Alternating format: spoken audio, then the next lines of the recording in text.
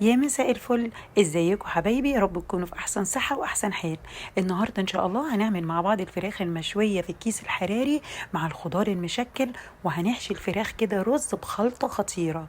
الاكله دي حلوه جدا، تنفع في الصيف، مش هتخليكي تقفي كتير في المطبخ، وتنفع كمان في العزومات.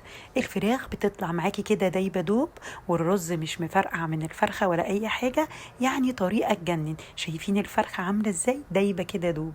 تعالوا كده نسمي الله، بس ما تنسوش لايك وكومنت حلو منك كده، ونصلي على النبي صلى الله عليه وسلم. جبت فرخة الحجم اللي انت تفضليه، معلقتين كبار من الطحينة، والطحينة بتقضي على اي ريحة زفارة. بشيل الاجزاء اللي بتعمل ريحة زفارة، الجزء اللي عند الاجنحة والجزء اللي عند المؤخرة، وبمسك الفرخة اعمل لها مساج قوي جدا من بره ومن جوه. وبعد كده غسلت الفرخة كويس جدا ونقعتها في محلول النقع، مية ومعلقتين كبار سكر، معلقتين كبار ملح، ومعايا ليمون. ما بنحطش خل خالص. كل ما هتسيبي الفرخة منقوعة، يا سلام لو عملتيها من بالليل للصبح هتبقى عسل قوي. الانسجه بتاعت الفراخ بتطرى كده وبتبقى حلوه، وتسيبيها على رف التلاجة. بعد كده معلقتين كبار من السمنه، معلقه من الزيت، ومعايا بصلتين كده ضربتهم في الكبه وبشوحهم لحد ما يتبلوا معايا. وبعد كده بنزل بملح ومعلقه من الفلفل الاسمر ومعلقه من السبع بهارات ومعلقه صغيره من الحبهان.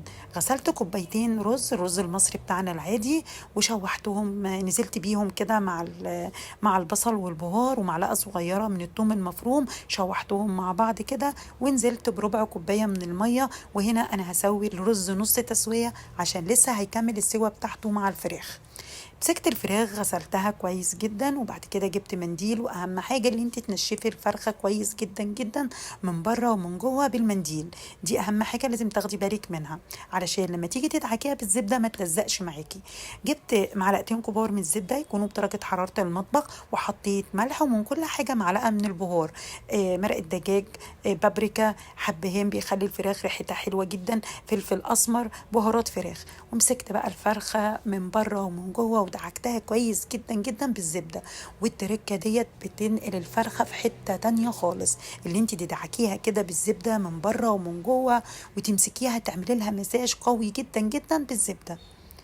بعد كده جبت الرز بعد ما برد خالص، وحشيت الفرخه من جوه. ما تحطيش الرز بين الجلد، علشان الفراخ البيضه ما بتاخدش سوا خالص، والجلد بتاعها بيفرقع، فعشان كده الرز بيطلع منها. حطي رز زي ما انت عايزه جوه الفرخه، ما تحطيش تحت الجلد خالص. بعد كده بكتف بقى الفرخه، بحط الرجلين عكس عكاس كده، والافضل ان انت تربطيها كده في فتله عشان ما تفكش منك. جبت كيس حراري مش هنديله دقيق ولا اي حاجه، وهحط الفراخ جوه الكيس، ومعايا خضار مشكل اللي انت بتحبيه. انا معايا هنا فلفل، ومعايا ما حطيتش طماطم عشان تبقى خفيفه كده، ومعايا بصل، ومعايا بطاطس، معايا كوسه، الحاجه اللي انت بتحبيها. ما تحطيش بهار خالص في الخضار عشان ما يغمقش منك لما بيخش الفرن. بنحط ملح بس، ما تحطيش اي بهار. الخضار لما بتبهريه وبتدخليه الفرن بيغمق. بعد كده حطيت نقطتين من الزيت، ونقطتين الزيت دول هما اللي هيخلوا الفراخ ما تلزقش خالص في الكيس الحراري. وبمسك الكيس الحراري بخرمه كده، وطبعا بدخله الفرن في الرف الوسطاني، بتقعد حوالي ساعة بالظبط، وتطلع معاكي واخده لون حلو قوي قوي. لو لقيتيها لسه ما خدتش لون، ممكن تولعي عليها الشوايه حاجه بسيطه كده، هتطلع معاكي مستويه جدا وواخده لون حلو قوي قوي.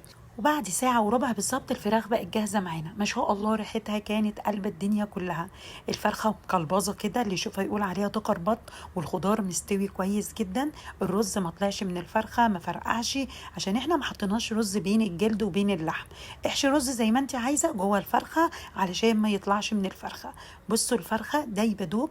الرز كمان اللي انا حاشيه بيه الفرخه طالع كده مفلفل وجميل. عملت رز حبايه وحبايه، الخضار مستوي، لونه حلو قوي مش مغمق عشان ما حطيناش عليه بهار. يعني اكله تجنن، سهله جدا. كل حاجه بتحطيها كده في الكيس الحراري، وبتدخليها الفرن، وبتطلع معاكي جاهزه. ما بنوقفش كتير في المطبخ. اهم حاجه غسيل الفرخه، تغسليها كويس جدا عشان تتخلصي من زفاره الفراخ. كده الوصفه خلصت. ما تنسوش بقى لايك وشير وكومنت حلو منك كده، واشوفك في وصفه جديده ان شاء الله.